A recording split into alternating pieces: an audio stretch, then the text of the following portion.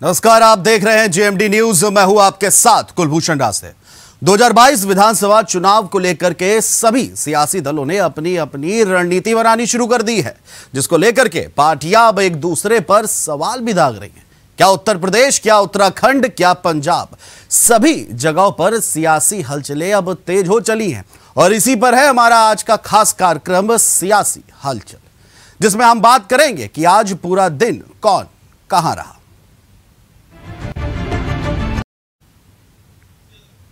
तो अपने पूर्वजों का सम्मान न करने वालों की कोई पहचान नहीं होती। ये बात आज उत्तर प्रदेश के मुख्यमंत्री योगी आदित्यनाथ ने कही। दरअसल वह पूर्व सांसद स्वर्गीय चौधरी हरमोहन सिंह यादव की जन्म शताब्दी के मौके पर आयोजित एक समारोह को वर्चुअल रूप से संबोधित कर रहे थे। बता दें कि समाजवादी पार्टी के राज्यसभा सदस्य सुखराम सिंह यादव और उनके बेटे मोहित यादव द्वारा आयोजित कार्यक्रम में उन्होंने कहा कि उनकी इच्छा थी कि वह कार्यक्रम में आए, लेकिन लखनऊ में जरूरी कार्य की वजह से वे नहीं आ सके। उन्होंने कहा कि चौधरी हरमोहन सिंह यादव ने अपना जीवन समाज और देश के लिए जिया है। वह आजादी के समय समाज के वंचित, दबे कुचले लोगों की आवाज थे। वही कार्यक्रम में मौजूद उप मुख्यमंत्री डॉक्टर दिनेश शर्मा ने भी चौधरी हरमोहन सिंह यादव अमर रहे के नारे के साथ अपना भाषण शुरू कर दिया। उन्होंने कहा कि मोहित यादव उत्तर प्रदेश में भविष्य की राजनीति में जरूरी भूमिका का निर्वहन करेंगे। साथ ही साथ उन्होंने ये भी कहा कि यहां पर 14 प्रदेशों से यादव समाज के लोग हैं। जिस तरह से ये कार्यक्रम हो रहा है, उससे ये साफ है कि ये यादव परिवार अपने बुजुर्गों का सम्मान करना जानता है। राज्यसभा के माननीय सांसद माननीय चौधरी सुखराम सिंह यादव जी, उत्तर प्रदेश सरकार में मेरे वरिष्ठ सहयोगी उप मुख्यमंत्री डॉक्टर दिनेश शर्मा जी, भारतीय जनता पार्टी के प्रदेश के कर्मठ और लोकप्रिय अध्यक्ष श्री स्वतंत्र देव सिंह जी, कार्यक्रम के आयोजक अखिल भारतवर्षीय यादव महासभा से जुड़े हुए देश और प्रदेश के सभी भारत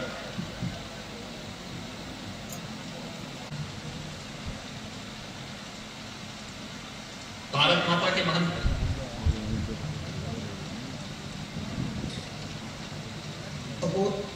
स्वर्गीय चौधरी हरमोहन सिंह यादव जी की इस जन्म शताब्दी समारोह में वर्चुअली जुड़ने का सौभाग्य प्राप्त हो रहा है। मैं सबसे पहले आयोजकों को इसके लिए हृदय से धन्यवाद देता हूं। सम्मान करने की परंपरा है और किसी भी यादव महासभा के लोगों को देखना है तो इस समाज से, इस परिवार से आकर सीखे। यह अलग बात है कि बहुत से ऐसे लोग हैं जो अपने परिवार में अपने बुजुर्गों का सम्मान नहीं करते, और जो सम्मान नहीं करते उसका परिणाम उनके सामने आता है। कुछ लोग चुनाव के लालच के लिए अपने बुजुर्गों का आके आखिर में सम्मान करने लगते, वो भी सामने आता है। लेकिन इस परिवार में सम्मान की बेला को, परंपरा को मैंने देखा है।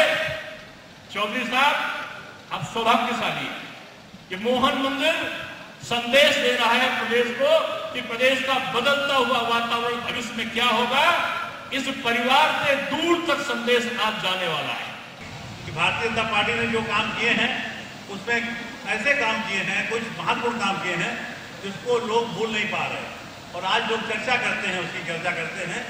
आज योगी जी के बारे में कहना चाहूंगा, ऐसा मुख्यमंत्री मैंने शायद जीवन में कभी न देखा होगा जिसका कोई परिवार ही नहीं और सब परिवार, पूरा परिवार है। कह रहे कोई परिवार नहीं तो समझो पूरा परिवार उसका परिवार है, जो हर पूरे प्रदेश के परिवार को अपना परिवार मानता हो। ऐसा मुख्यमंत्री मैं समझता हूं प्रदेश को पहली बार मिला है। योगी जी का परिवार हो गया है और यह परिवार एक तरह का आदरणीय मुख्यमंत्री योगी जी का परिवार हो गया है, इसलिए चिंता की बात नहीं है। आप सबसे मैं यहाँ उपस्थित सभी शताब्दी समारोह में उपस्थित सभी लोगों, मैं प्रदेश अध्यक्ष के नाते शीश झुकाकर प्रणाम करता हूं, आप सबका अभिवादन करता हूं, स्वागत करता हूं। बीजेपी द्वारा समर्थित समाजवादी पार्टी के बागी विधायक नितिन अग्रवाल को उत्तर प्रदेश विधानसभा उपाध्यक्ष चुना गया है। बता दें कि उत्तर प्रदेश विधानसभा में उपाध्यक्ष पद के लिए आज सुबह लगभग 11:15 बजे से शुरू हुआ मतदान और दोपहर 3 बजे तक चला। इसके बाद परिणाम घोषित किए गए, जिसमें नितिन अग्रवाल नए उपाध्यक्ष चुन लिए गए हैं। वहीं विधानसभा अध्यक्ष हृदय नारायण दीक्षित ने यह बताया कि कुल 368 सदस्यों ने मतदान किया, जिसमें से 364 मत वैध पाए गए और इसमें से नितिन अग्रवाल को 304 और नरेंद्र वर्मा को 60 मत मिले।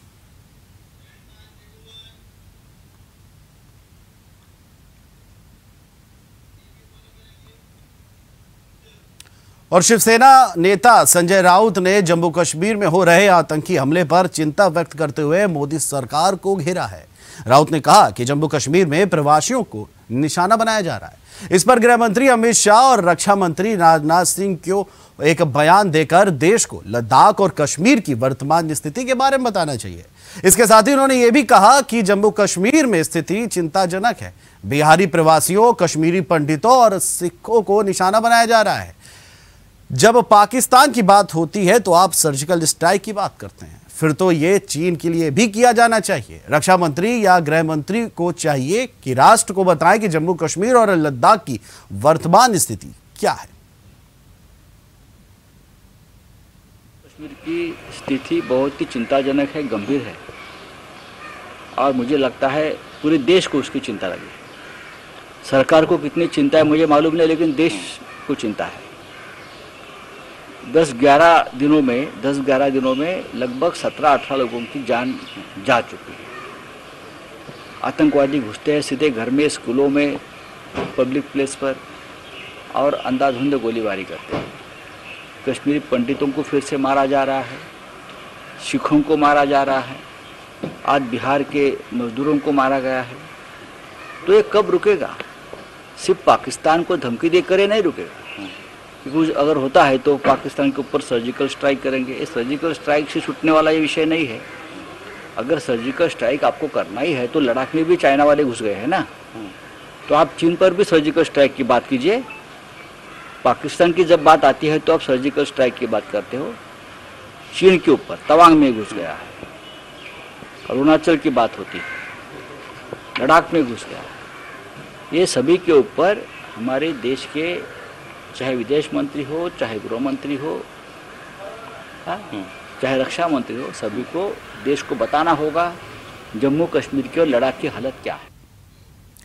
और वहीं बीते शनिवार को दिल्ली में कांग्रेस वर्किंग कमेटी की एक बैठक बुलाई गई थी। इस बैठक में जम्मू कश्मीर से कांग्रेस के नेता तारिक अहमद कर्रा के द्वारा दिए गए बयान पर हंगामा मच गया है। बता दें कि भाजपा नेता संबित पात्रा ने यह आरोप लगाते हुए कहा कि कांग्रेस की बैठक में तारिक हमीद कर्रा ने सरदार पटेल के खिलाफ विवादित बयान दिया था। साथ ही उन्होंने कहा कि ये तो चाटुकारिता की पराकाष्ठा है।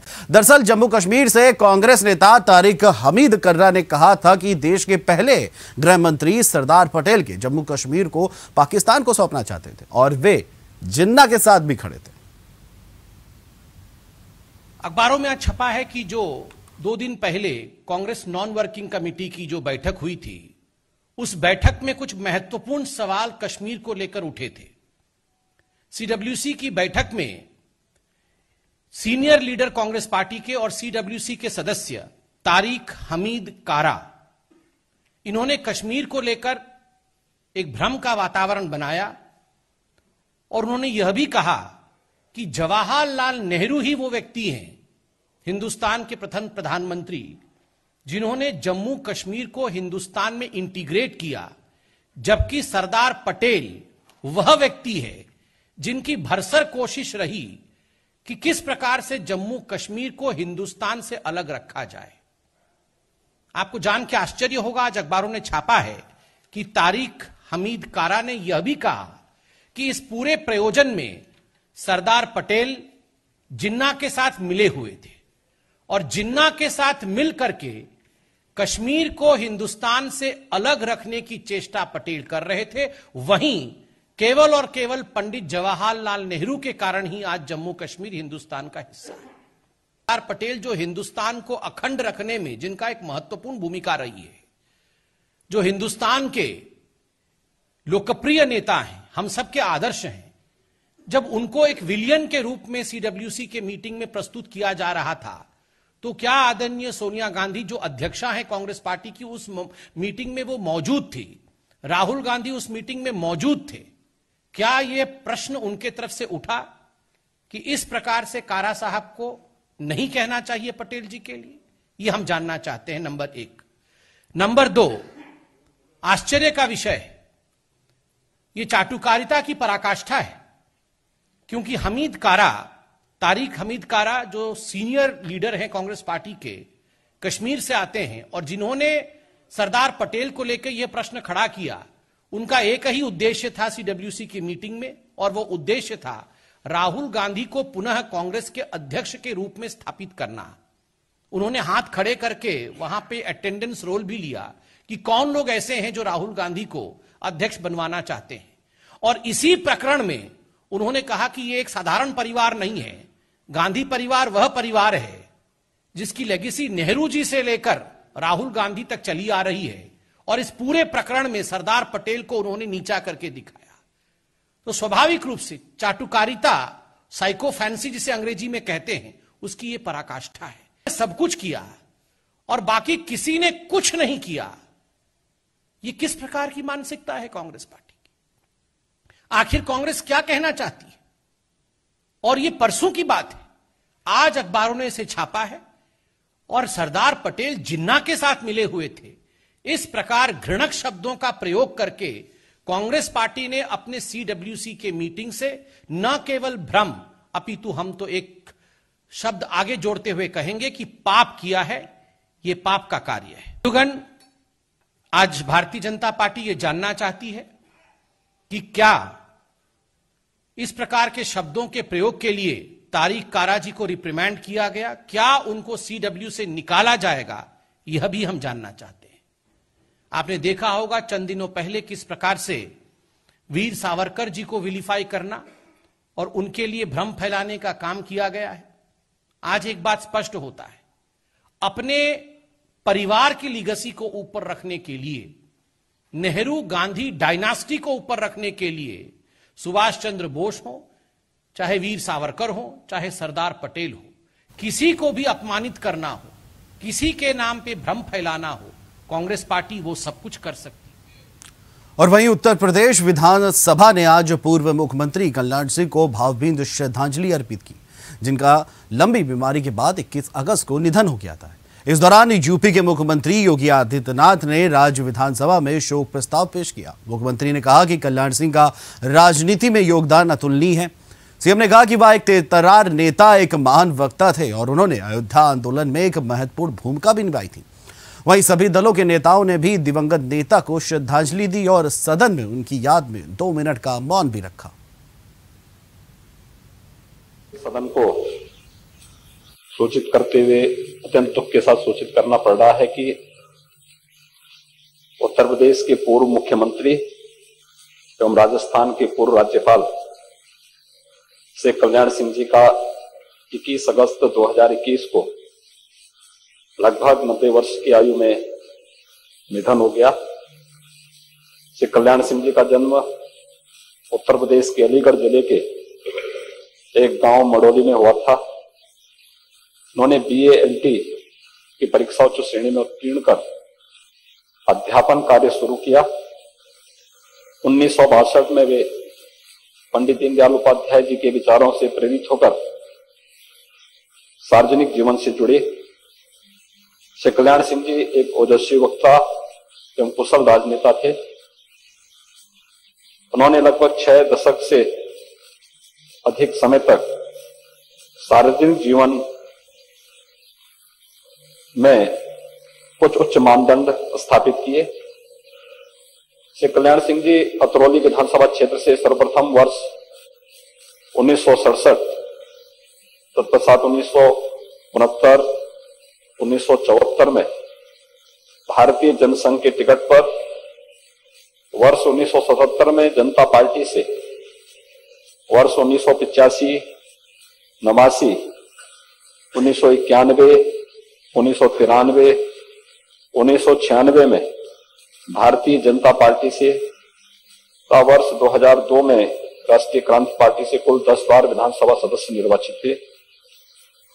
वर्ष 2004 एवं वर्ष 2009 में वे लोकसभा सदस्य भी रहे, अपने आप में एक कीर्तिमान और उनकी लोकप्रियता एवं जनप्रियता का द्योतक है। श्री कल्याण सिंह जी जून 1991 से दिसंबर 1992 तक प्रथम बार, सितंबर 1997 से नवंबर 1999 तक दूसरी बार उत्तर प्रदेश के मुख्यमंत्री भी रहे। वे श्री राम नरेश यादव मंत्रिमंडल के सदस्य तथा उत्तर प्रदेश विधानसभा में प्रोटेम अध्यक्ष भी रहे। वे विधानसभा की विभिन्न समितियों के सदस्य तथा विधानसभा में नेता विरोधी दल भी रहे।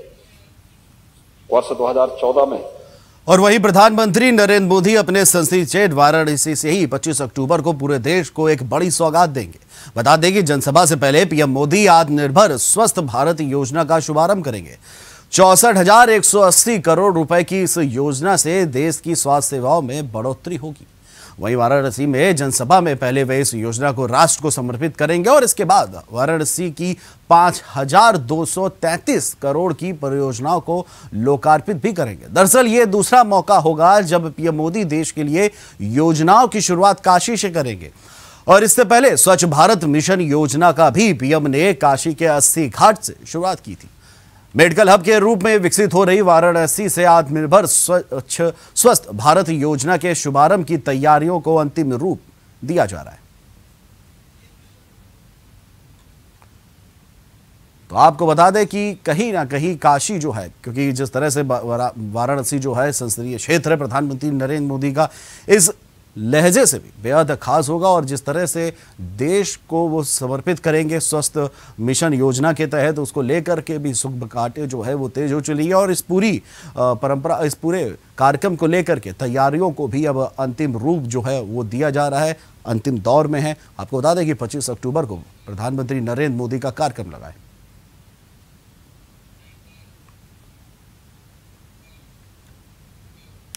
और वहीं यूपी में 2022 में होने वाले विधानसभा चुनाव के लिए भले ही निर्वाचन आयोग ने अभी घोषणा ना की हो, लेकिन सभी राजनीतिक पार्टियां पूरी तरीके से चुनावी मोड में आ गई हैं। दरअसल राजनीतिक दलों के वरिष्ठ नेता यूपी के सभी जनपदों का भ्रमण कर जनता को अपने पक्ष में करने का काम शुरू कर चुके हैं और इसी के चलते प्रसपा मुखिया शिवपाल सिंह यादव ने भी सामाजिक परिवर्तन रथ यात्रा निकालकर सरकार को घेरते नजर आ रहे हैं। शिवपाल सिंह यादव की यात्रा का पहला चरण जहां समाप्त हो गया था, वहीं आज इस यात्रा का दूसरा चरण कानपुर देहात से शुरू है। कानपुर देहात के भोगनीपुर से सामाजिक परिवर्तन रथ यात्रा के दूसरे चरण के शुभारंभ पर शिवपाल ने जमकर बीजेपी पर निशाना साधा। साथ ही सपा से विधानसभा चुनाव में गठबंधन होने के संकेत भी दिए हैं।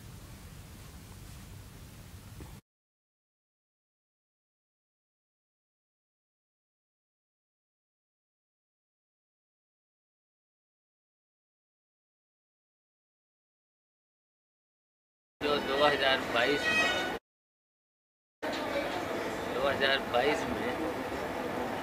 हमने समान विचारधारा वाली पार्टियों से और सेकुलर पार्टियों से हमारा प्रयास है कि एक हो जाए, जिससे कि भारतीय जनता पार्टी को हराने में आसानी हो।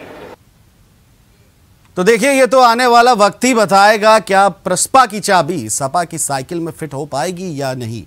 बढ़ते हैं अगली खबर की तरफ। लखीमपुर मामले को लेकर के लगातार विपक्ष सूबे की योगी सरकार पर निशाना साध रहा है और इसी कड़ी में सपा एमएलसी सुनील सिंह साजन ने कई सवाल उठाए हैं। क्या कुछ कहा है सुनील सिंह साजन ने, आपको सुनाते हैं।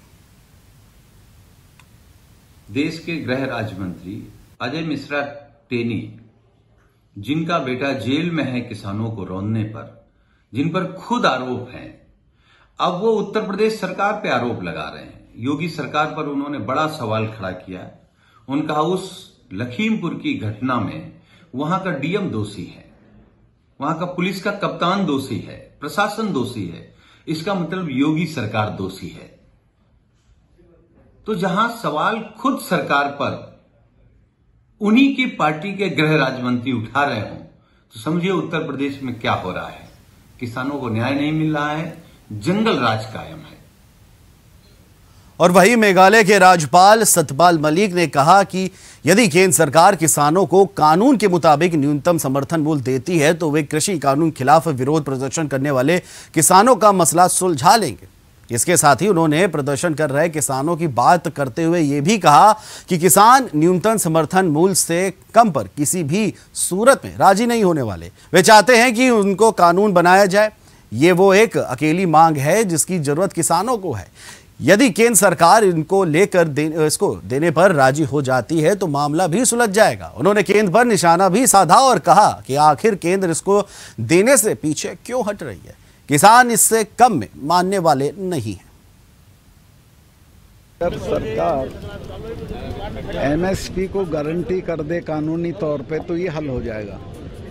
किसान तीनों कानून वाला मामला छोड़ सकते हैं, चूंकि सुप्रीम कोर्ट ने उसको मुलतवी कर दिया है।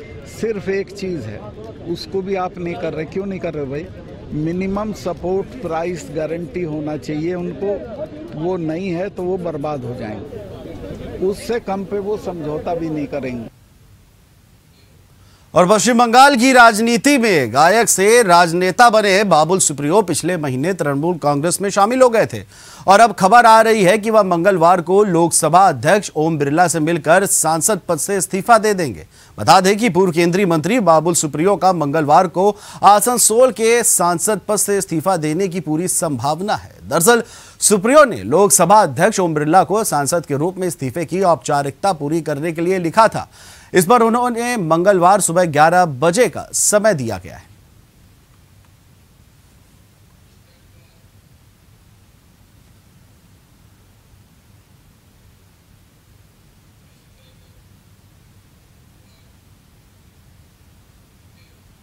फिलहाल लोकतंत्र के महापर्व चुनाव से जुड़ी हमारी खास पेशकश सियासी हलचल में आज के लिए इतना ही। कल फिर हाजिर होंगे सियासत से जुड़ी कुछ बड़ी खबरों के साथ। तब तक के लिए मैं लूंगा इजाजत। नमस्कार।